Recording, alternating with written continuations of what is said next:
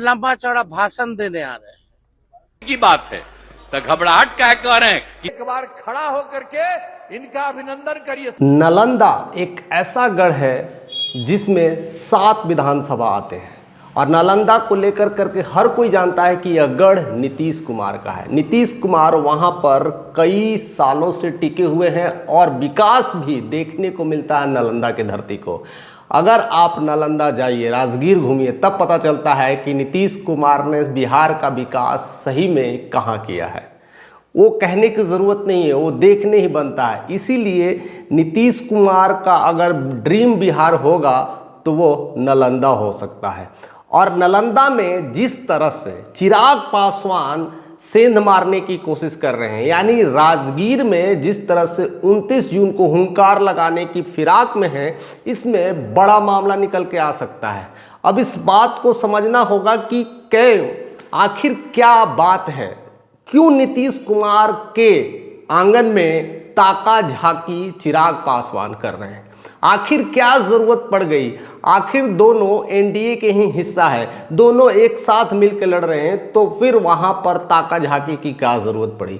तब मैंने उसको डिटेल में समझने की कोशिश किया, आखिर नालंदा में ऐसी क्या बात है, क्यों हर कोई वहां पर आना चाहता है, वहां की क्या खासियत है। तो पूरी बात समझ में आ गई है कि नालंदा क्यों खास है।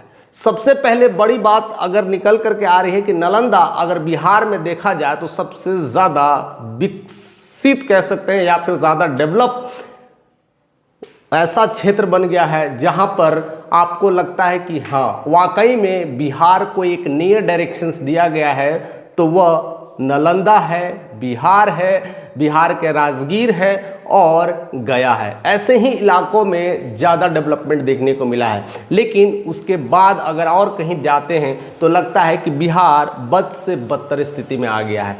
तो फिर चिराग पासवान वैसे जगह को क्यों चूज कर रहे हैं। और भी जगह हो सकती थी, इतने सारे जिले हैं, लेकिन वहाँ पर उन्होंने सेंध मारने की क्यों कोशिश की। तो सबसे पहले समझते हैं कि वहाँ पर कौन कौन विधानसभा आते हैं और उसकी क्या खासियत है। तो पहले तो क्लियर हो जाता है कि वहाँ पर 7 विधानसभा आता है। नालंदा का एक निर्वाचन क्षेत्र खुद आता है, तो वो मिला करके 7 आते हैं। उसमें राजगीर है पहला, हरनौत है दूसरा, इस्लामपुर है, फिर है हिलसा है, अस्थाना है और बिहार शरीफ है। ये जो 7 एरिया हैं, कहीं ना कहीं विधानसभा के काफ़ी मायने रखते हैं। लेकिन इसमें सबसे बड़ी बात यह है कि इसमें से 7 में से 5 कहीं ना कहीं वो एक एनडीए का हिस्सा है और उसमें से 5 में से 1 ही ऐसा सीट है जहां पर बीजेपी ने क्लिक किया है। बाकी 4 सीट जेडीयू का है, 1 सीट सीपीआई-एमएल का है और 1 आरजेडी का है। अब इस बात को समझिए कि ये मामला क्यों गड़बड़ा रहा है। यहाँ पर तो नीतीश का गढ़ है, लेकिन जो आरजेडी का क्षेत्र है, खास करके इस्लामपुर और दूसरा सीपीआई-एमएल का जो क्षेत्र है अस्थाना, ये 2 जगह ही गड़बड़ हो सकती थी। लेकिन जिस तरह से चिराग पासवान ने जो राजगीर का जगह चुना है, वो ऑलरेडी जेडीयू का इलाका है। वहाँ के कौशल किशोर भारी मतों से जीत चुके हैं और वहाँ पर के वो विधायक भी हैं और अच्छे कार्यरत भी हैं और नीतीश कुमार का जलवा बराबर देखने को मिलता है। तो राजगीर में हुंकार लगाने की क्या ज़रूरत थी। लगाना था तो इस्लामपुर लगा सकते थे, लगाना था तो अस्थाना में लगा सकते थे। ऐसे ही 2 ही क्षेत्र हैं जहां पर सेंध मारी जा सकती है। ऑलरेडी 5 क्षेत्र उनके अपने ही इलाके के हैं, अपने ही गठबंधन के हिस्से हैं, जिसमें से 4 नीतीश और 1 बीजेपी है। 2 ही क्षेत्र है जिस पे हमें सेंध लगाने की ज़रूरत थी और उस पर प्रहार करने की ज़रूरत थी, और वो क्षेत्र इस्लामपुर है और दूसरा अस्थाना है। इस दोनों को छोड़ करके अगर आप कहीं हुंकार लगाते हैं तो यह क्लियर हो जाता है कि आप नीतीश कुमार को कुछ न कुछ परेशान करने वाले हैं। आप नीतीश कुमार के आंगन में ताक झाक करने वाले हैं। उनको हंसते खेलते जो घर परिवार है उनको आप तोड़ना चाहते हैं, और ऐसा 2020 में चिराग पासवान भली भांति कर चुके हैं और शायद उसी का परिणाम है। राजगीर का क्षेत्र जो है, कहीं ना कहीं जेडीयू ने जो कब्जा किया है, वहाँ पर 3रे नंबर पर अगर कोई पार्टी थी तो वो चिराग पासवान की पार्टी थी। वहाँ की जो कंटेस्टेंट थी मंजू देवी, उनका महत्वपूर्ण भूमिका रहा है और वहाँ पर उन्होंने तीसरे नंबर पर पार्टी को रिप्रेजेंट किया है। अब इसी फिराक में शायद चिराग पासवान हो सकते हैं कि अब इस बार राजगीर हम उनसे छीन लें, यानी छीनने की भी बात हो रही है तो किससे? नीतीश से हो रही है। ऐसे में नीतीश कुमार की टेंशन तो बढ़ेगी बढ़ेगी, आपस में भी विवाद भी बढ़ेगा।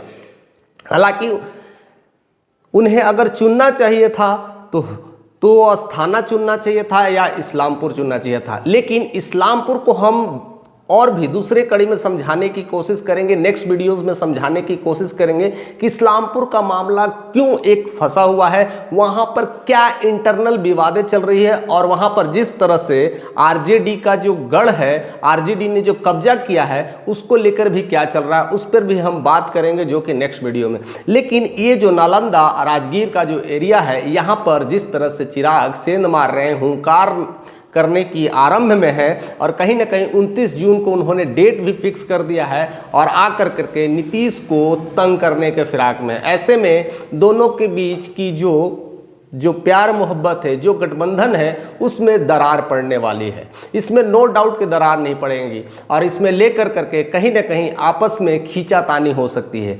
यह बात सीट शेयरिंग को लेकर के हो सकती है, आने वाले समय को लेकर के हो सकती है और अभी जो कहीं ना कहीं बिहार विधानसभा का जो जद्दोजहद का जो क्षेत्र है, वह कहीं ना कहीं हर कोई वहाँ पर कुछ ना कुछ अपना रोजी रोटी फिराक में है लगाने का।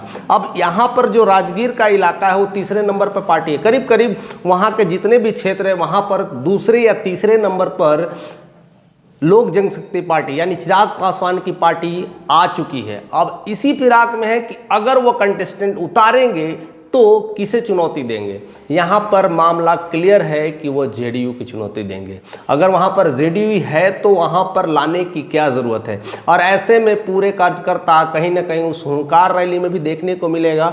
हम भी पहुँचेंगे वहाँ, देखेंगे कि क्या मामला है, किस तरह की चीज़ें हो सकती है, क्योंकि राजगीर एक ऐसा क्षेत्र है जिससे कह सकते हैं कि नीतीश कुमार से ना छीना जा सकता है, ना उनके गढ़ में कोई सेंध मार सकता है। हालांकि चिराग पासवान वहां पर जा कर के जो 29 जून की उनकी रैली होगी, वहां पर क्या आरंभ करेंगे यह तो बुनियादी तथ्य ही बता पाएगा। ये तो आरा के चुनाव के बाद, आरा जो विधानसभा जो क्षेत्र है वहाँ पर हुंकार लगने के बाद लोगों के दिमाग में बहुत सारे असमंजस क्रिएट हो गए हैं चिराग पासवान को लेकर के कि अगला उनका जो चुनावी संबोधन होगा उसमें वो क्या क्या कर पाएंगे, क्या क्या नए नए तरकीब रचेंगे और बिहार फर्स्ट और बिहारी फर्स्ट को मजबूत और किस तरह से अपने ही जो एनडीए के बंधन है उस बंधन में रह पाएंगे या तोड़ देंगे, यह 29 तारीख को फैसला होने वाला है। हालांकि अगर उन्हें जाना ही था नालंदा में तो वो जाना चाहिए था, इस्लामपुर जाना चाहिए था या तो अस्थाना चाहिए था, क्योंकि वही दो गढ़ है, कहीं ना कहीं CPI-ML का है और आरजेडी का है। तो क्या चिराग पासवान अभी भी आरजेडी से डर रहे हैं? क्या अभी भी CPI-ML से डर रहे हैं या सोच रहे हैं कि यहाँ पर वैकल्पिक गठबंधन में तो हम नहीं गए, तो हमारी दाल नहीं गलने वाली है? अगर दाल गलने वाली है तो इस दोनों सीट पर क्यों नहीं आ रहे हैं? इस दोनों सीट पर क्यों नहीं हुंकार लड़ रहे हैं? ऐसे ही सीट पर क्यों आ रहे हैं जहां पर ऑलरेडी उनके गठबंधन का हिस्सा है, नीतीश कुमार का ऑलरेडी वहां पर जबरदस्त परफॉर्मेंस है। और ऐसे में क्या क्वेश्चंस तो यही उठ रहा है, क्या चिराग पासवान नीतीश कुमार को जड़ से उखाड़ फेंकना चाहते हैं? क्या 2020 की जो चिंगारी है अभी भी जल रही है? क्या 2020 में जिस तरह से उनको लेकर के एक विवादास्पद हुआ था और एक दूसरे को लेकर के खींचातानी हुआ था और जड़ से उखाड़ फेंकने की भूमिका में जिस तरह से नजर आए थे और शायद वही हुआ, 43 सीटों पर सिमटा करके रख दिए थे, क्या अब वह रणनीति दोबारा ऐसे देखने को मिल सकता है? और ऐसे में यह 29 तारीख काफ़ी मायने रखता है। 29 तारीख के चिराग का संबोधन काफ़ी मायने रखता है। तो मुझे लगता है कि पूरी मीडिया की नज़र वो 29 तारीख के चिराग पासवान के राजगीर में जो भीम समारोह जो होने वाला है उसको लेकर करके सबकी तीखी नज़र होगी और उसको लेकर के पूरे भारत में चर्चा होगी कि यह खेल ये आपस में कैसा खेल चल रहा है।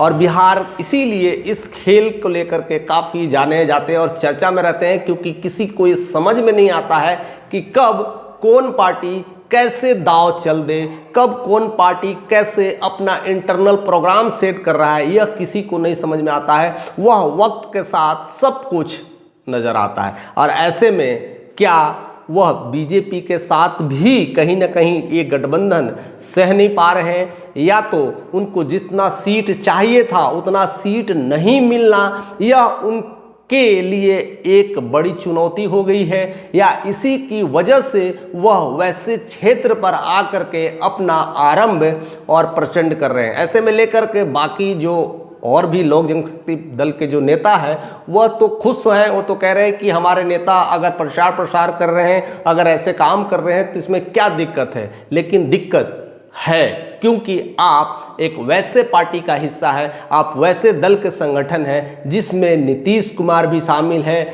जिसमें भाजपा भी शामिल है, जिसमें जीतन राम मांझी शामिल है, जिसमें उपेंद्र कुशवाहा शामिल है। अगर वैसे पार्टी में जो शामिल है और वैसे सीट पर लेकर के आप अगर आक्रामक रुख अपनाते हैं, वहां पर अपने प्रत्याशी उतारते हैं, तो यह शंका की घड़ी है, यह सोचने की घड़ी है। और इसीलिए राजगीर का यह सीट कहीं ना कहीं काफ़ी एक मसला फंस करके रह गया है, और काफ़ी कुछ लोगों का इंतज़ार है कि यह 29 जून को ऐसा क्या होने वाला है, चिराग पासवान क्या बोल देंगे। अब ना हम लोगों ने प्रस्तुत करने का हम लोगों ने कार्य किया, उसी को करके बनी हुई है। और आप भी अगर उस डेट को लेकर के चीज़ों को जानना चाहते हैं, समझना चाहते हैं कि उस दिन क्या खेला होगा, तो ज़रूर इस चैनल पे बने रहे। बहुत सारी चीज़ें लाइव हम दिखाएंगे, बहुत सारी चीज़ें हम उस तथ्य को दिखाएंगे जो वहाँ पर घटने वाली है, और वहाँ के बाद किस तरह से बिहार में तो विस्फोट होगा ही, पूरे भारत में एक चुनावी एक आंदोलन होगा, और उस आंदोलन में कौन कौन किसके साथ देगा, किसके साथ जाएगा, वह 29 तारीख को क्लियर हो जाएगा। तब तक के लिए आप बने रहें।